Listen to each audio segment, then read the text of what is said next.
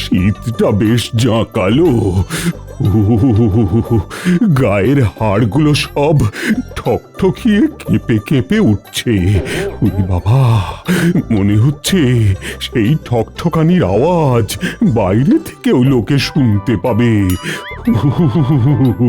হ্যাঁ মহারাজ, ঠিক বলেছেন। শীতের ঠেলায় কাঁপছি মোরা, লাগছে দাঁতে দাঁত।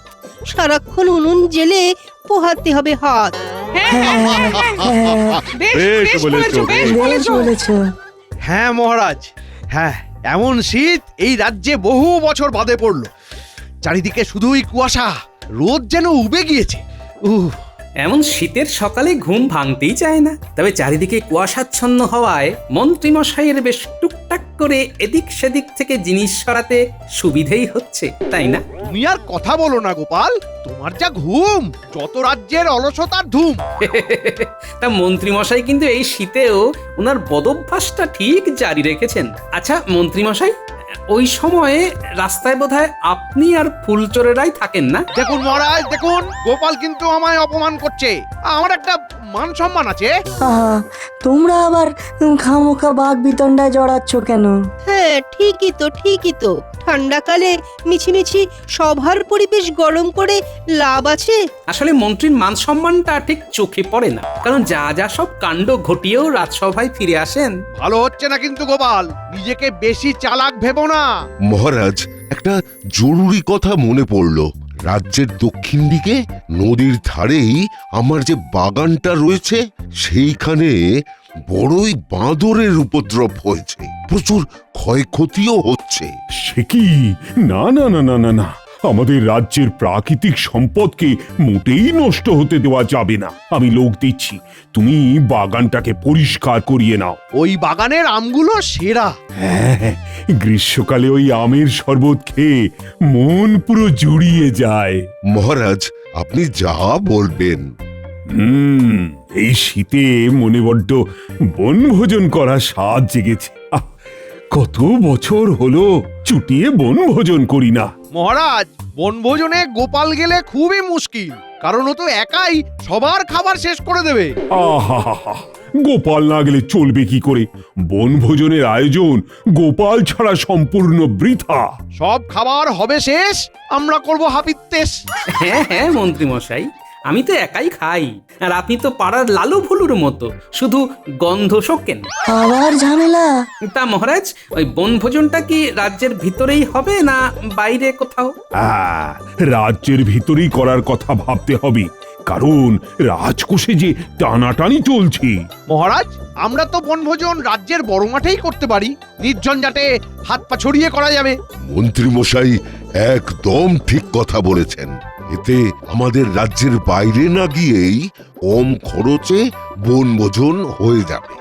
না না না না, মাঠটা বনভোজনের জন্য খুবই অস্বাস্থ্যকর। এই গোপাল, বলো দেখি কোথায় বনভোজন করা যায়? ব্যাস, অমনি গোপালকে জিজ্ঞাসা করা হয়ে গেল। কি যে মুশকিল! কি হে বলো? এইবারে গোপাল যে জায়গাটা বলবে ওটাই মহারাজের মনে ধরবে। দেখুন মহারাজ, রাজকোষের অবস্থা খারাপ, বৈদ্যর বাগান তো পরিষ্কার করাচ্ছেনি, ওখানেই বরং বনভোজনটা করুন। এই জন্যেই তোমার এত কদর করি হে গোপাল। তোমার বুদ্ধি লাজবাব। আয়োজনে আবার বেশি দেরি করবেন না যেন। বুঝলে বৈদ্য, আমি এক্ষুনি লোক পাঠাচ্ছি বাগান পরিষ্কার করাতে। বাগানখানা সাফ হয়ে গেলে ওখানেই বনভোজন হবে। বনভোজন আমার বাগানেই হবে? আমার বাগানে তো বাঁদরের উৎপাত। ভয় পেও না, ওরা আমাকে আর মহারাজকে দেখে ভয় না পেলেও তোমাদেরকে ঠিক ভয় পাবে। গোপাল, না, বৈদ্যর বাগানখানা খুবই সুন্দর। নদীর ধারের এই টাটকা বাতাস মগজে শরীরে প্রবেশ করে মনটাকে বেশ চাঙ্গা করে দিচ্ছে।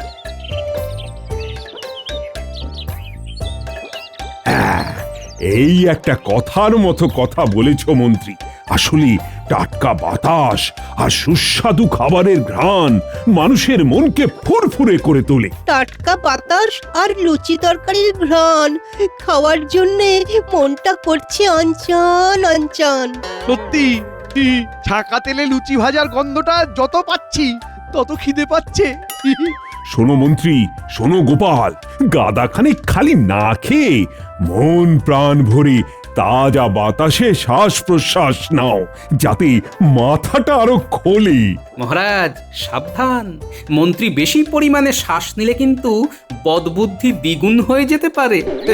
এখানে এসে কার বদবুদ্ধি বেড়েছে তা তো দেখতেই পাচ্ছি। না হলে সকাল সকাল এই মনোরম পরিবেশেও তুমি আমার নামে মহারাজের কাছে নিন্দা করো। ঝগড়ার চোটে কান হলো ঝালাপালা, মনে হচ্ছে হতো ভালো যদি হতাম আমি কালা। এই, থামো তো সবাই। বলছি, এখানকার মনোরম পরিবেশে মন কাড়া ছবি আঁকা যাবে বেশ। মহারাজ, আকাশে এক ঝাঁক পাখি উঠছে, ঝিরিঝিরি হাওয়া দিচ্ছে, গাছের পাতাগুলো নড়ছে। এ সময় আপনি ওই গাছটার নিচের তাকিয়াটায় বেশ আয়েশ করে যদি বসে একখানা নিজের ছবি আঁকাতেন তাহলে দারুণ হতো। ওমা, ওই গাছের নিচে কে শুয়ে আছে? অচেনা লোক তো। হ্যাঁ, সাথে আবার একটা পুঁটলিও রয়েছে দেখছি। মনে হচ্ছে বাগানের ভাঙা পাঁচিলটা দিয়ে ঢুকেছে। যাকে ছাড়ুন, যা শীত পড়েছে রোদ পোহাতে দিন। সেই ভালো। তা মন্ত্রী, কোথায় বসলে ছবিখানা দুর্দান্ত হতো তা শুধু শুধু মুখে বলে কি কোনো লাভ আছে? কেন মহারাজ, যেটা ঠিক সেটাই তো বললাম। ওরকম অনেক কিছুই মনে হয়। তুমি নিজে চিত্রশিল্পী নও যে অমন একখানা ছবি আঁকতে পারবে, আবার অল্প খরচে অমন ছবি আঁকবে এমন তো শিল্পীও আনতে পারবে না। মুখে বলে বড় বড় কথা, মন্ত্রী মহারাজের হৃদয় দিচ্ছে অযথা ব্যথা। আগে মহারাজ, মানে হ্যাঁ, আমি তোমার দৌড় বুঝে গেছি মন্ত্রী। মিছিমিছি এসব বলে আমার মনকে আর উস্কিও না। উফ, একটু যে শান্তিতে বিশ্রাম নেব তার উপায় নেই। সব কটা মিলে ষাঁড়ের মতো চেঁচাচ্ছে। এই মুখ সামলে, তুমি জানো আমরা কে? মন্ত্রী থামো তো। কাঁচা ঘুমের ব্যাঘাত ঘটলে তুমিও এমন করবে? মহারাজ, ছবিটা নিয়ে একদম হতাশ হবেন না। কখন কিভাবে মনোবাসনা পূরণ হয়ে যাবে কেউ বলতে পারে না মহারাজ। কি যে আছে কপালে বোঝাও যায় না সকালে। মহারাজ, লুচি ভাজা হয়ে গেছে, চলুন খেয়ে নিন। চলো চলো চলো, সবাই জল খাবারটা বরং খেয়ে নি। ঠান্ডা লুচি খেয়ে তেমন মজা নেই। এ কি? হ্যাঁ, আমার মাথার পাশে রাখা পুঁটুলিখানা কই? জরাজীর্ণ পুঁটুলিটা কেউ চুরি করলো নাকি?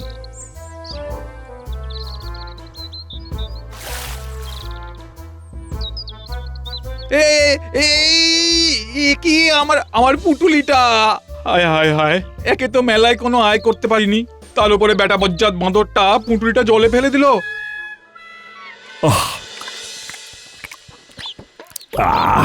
কি ভালো লাগছে এই গরম গরম লুচি আর সাদা আলুর তরকারি খেতে। বেড়ে রেঁধেছে। ভাগ্যিস আজকে বাঁদরগুলো বাঁদরামি করছে না। তখন ওই গাছের উপরে একখানা বাঁদরকে দেখেছিলাম, কিন্তু সে বেটা বোধ হয় এখন পালিয়েছে। একজন লোককে দেখলাম বাগানে বিশ্রাম নিচ্ছে। তা বৈদ্য, সে কি তোমার চেনা? না না না না না, খুব রোয়াব নিচ্ছিল, নেহাত মহারাজ বারণ করলো তাই, না হলে আজই ওর মজা দেখাতাম। আপনি তো একটা কাজই খুব ভালো পারেন, একে তাকে মজা দেখাতে। তোমার মতো তো নয়। বুঝলে বৈদ্য, কি গোপাল? ওই বাঁদরটা আমাকে মহারাজকে প্রথমে দেখে এই বাগানে ঢোকার সাহস পেল, পরে তোমাদের দেখে পালিয়েছে। গোপাল, তেলে ভাজা কি পেটে বাতাস হয়ে ভুল ভালো বকে। বাঁচাও বাঁচাও বাঁচাও! কি কার কি বিপদ হলো? এমন আর্তনাদ কে করছে? আওয়াজটা নদীর পাড় থেকে আসছে। আমি দেখি কে করে এই আর্তনাদ। কার ভীত গলার স্বরে কাঁপছে এই আকাশ বাতাস। বাঁচাও বাঁচাও বাঁচাও! আরে, এই গাছের তলায় শুয়ে থাকা সেই লোকটা জলে ডুবে খাবি খাচ্ছে, কেমন উল্টো পাল্টা।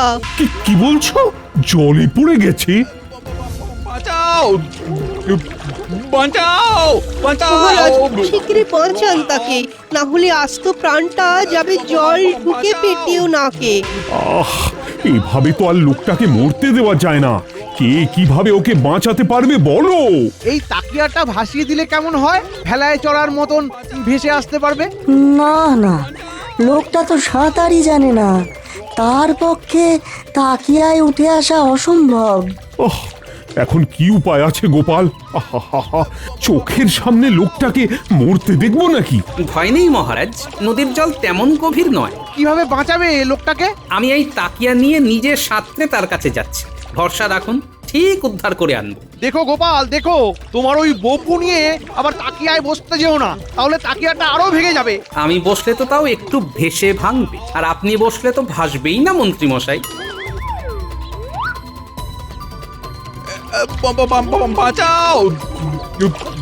বাঁচাও বাঁচাও বাঁচাও বাঁচাও বাঁচাও বাঁচাও।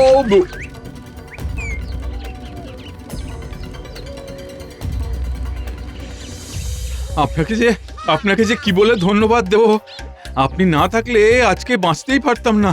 ওহ, ওহ। এই জন্যই গোপাল তুমি আমার গর্ব। এই শীতেও ঠান্ডার পরোয়া না করে যেভাবে তুমি ওনাকে বাঁচালে তা সত্যিই প্রশংসনীয়। আপনার পুটলিতে কি এমন আছে যা বাঁচাতে সাঁতার না জেনেও নদীতে ঝাঁপ দিলেন? মরবার শখ না হলে কেউ নদীতে এমন করে ঝাঁপ দেয় নাকি? পুঁটুলিতে আমার আঁকার যাবতীয় সরঞ্জাম আছে, যা আমার কাছে প্রাণের চেয়েও বেশি প্রিয়। কি? তবে তুমি একজন চিত্রশিল্পী নাকি? আগে হ্যাঁ।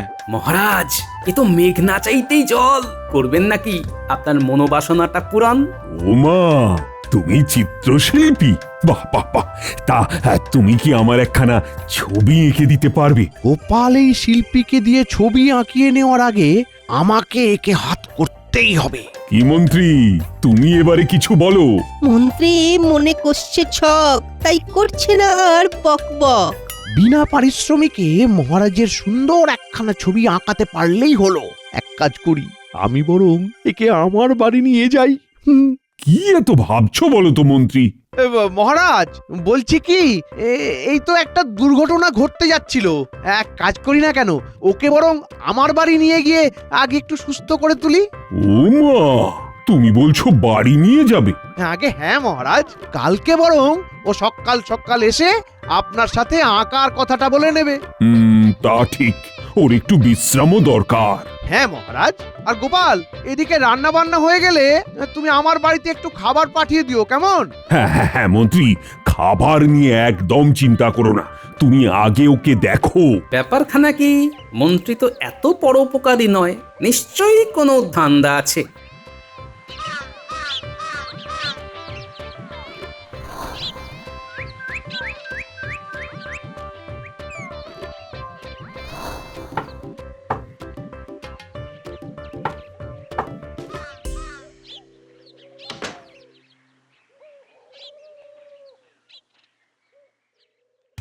এই বদমাইশটা কে? চুপ চুপ চুপ, আস্তে। এই লোকটা একজন চিত্রশিল্পী। তা আমাদের বাড়িতে এনেছো কেন? একে বুঝিয়ে শুনিয়ে হাত করে একদম বিনা পারিশ্রমিকে একখানা ছবি আঁকাবো বলে। ও, আমার ছবি আঁকাবে বুঝি? আগে বললেই হয়। না, আগে মহারাজের একখানা ছবি বিনা পয়সায় আঁকিয়ে দেখেনি কেমন আঁকে, তারপর তোমারটা। শোনো বউ, হাতে সময় নেই। বলো শুধু একবার, কি করব? আমার কখনো গরম জামা কাপড় লোকটাকে পরতে দাও, বুঝলে? আর আর খুব ভালো ব্যবহার করো, কেমন? ওরে বেটা শয়তান মন্ত্রী, দেখো এবারে কেমন জব্দ করি তোমায়। আমার কথা শুনে তুমি যদি বিনা পারিশ্রমিকে মহারাজের একখানা সুন্দর ছবি এঁকে দিতে পারো, তাহলে চারিদিকে আমি তোমার সুখ্যাতি ছড়িয়ে দেব। বেশ তো মন্ত্রীমশাই, পারিশ্রমিক না নিয়েই একখানা দুর্দান্ত ছবি এঁকে দেবো কোন। এত সহজে রাজি হয়ে গেল, আমার মতলবটা খাটবে তাহলে। কিন্তু ছবিখানা যদি সকলের পছন্দ হয় তাহলে কিন্তু আমাকে মোহরের বদলে পৃথিবীর সবচেয়ে দামি জিনিসটা দিতে হবে। কি আবার আবার দেওয়া নেওয়া আসছে কেন? এতে আপনারই লাভ। একটা মোহরও খরচা না করে মহারাজকে একখানা দুর্দান্ত হাতে আঁকা ছবি দিতে পারবেন। বাবা, এ তো বুদ্ধিতে দেখছি বেশ শিয়ানা।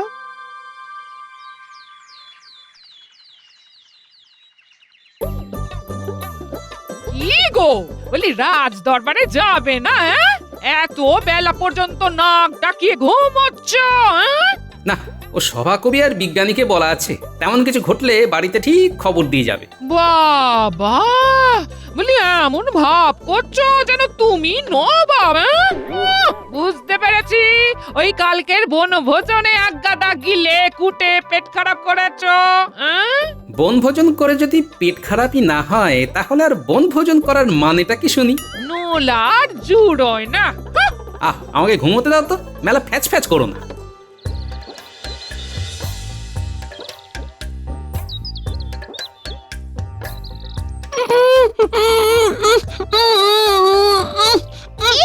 এই গুলটে, ন্যাপলার মুখ চেপে ধরেছিস কেন? ছাড় ছাড় ছাড় ছাড়।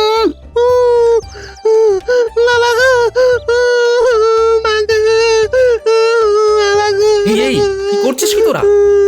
ন্যাপলা কাঁদছে কেন? দেখো না দাদু, গুলটে ন্যাপলার মুখ চেপে ধরেছিল। এই গুলটে, কেন রে এমন করেছিস? জানিস না মুখ চেপে ধরলে মানুষের দম বন্ধ হয়ে যায়। বাবা গো, মরে যাচ্ছিলাম। এমন বাজে খেলার মোটেই খেলবি না। আচ্ছা দাদু, ভুল হয়েছে, আর হবে না।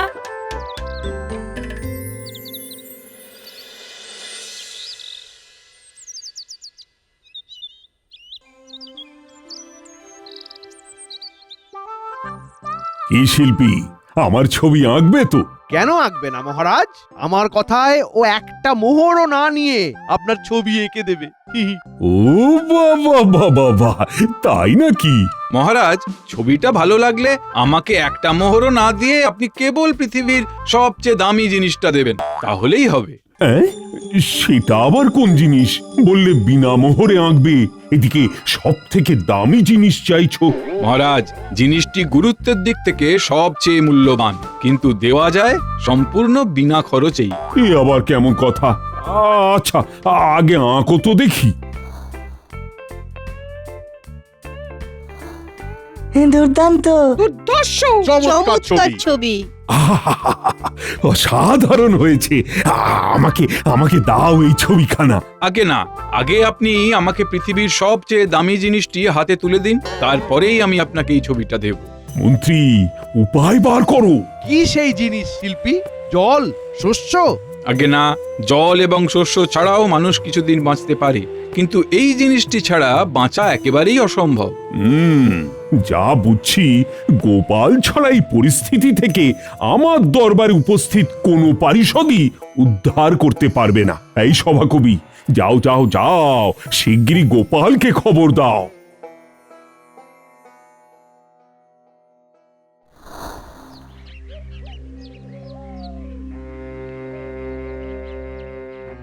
গোপাল, শিগগিরই একবার দরবারে চলো, মহারাজ তলব করেছেন। কেন, কি হয়েছে?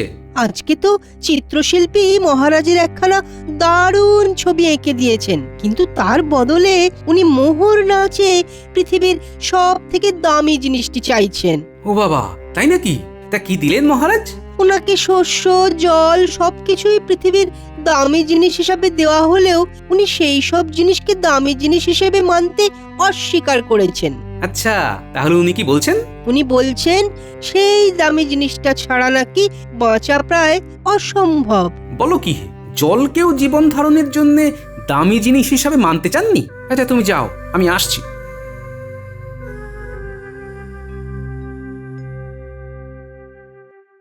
বলছি খোলা মাঠে যাও, দেখবে হাওয়া লেগে মাথাটা পরিষ্কার হয়ে যাবে। হ্যাঁ, আর হাওয়া? এই এক মিনিট, কি বললে? খোলা মাঠের হাওয়া খেলে বুদ্ধি খুলবে?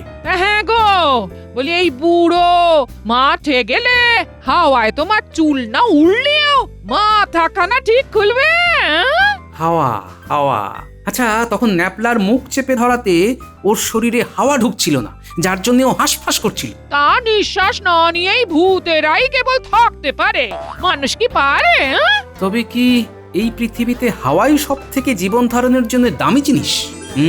তাই হবে, কারণ হাওয়া বা বাতাস না ঢুকলে তো মানুষ দম আটকে মরে যাবে। বাবা, বুঝে গেছি গিন্নি, বুঝে গেছি, সব বুঝে গেছি। সবই দেখছি আমার রান্নার গুণ। হ্যাঁ? বাইরে যেতে হলো না, ঘরে বসেই বুদ্ধি খুলে গেল। হ্যাঁ,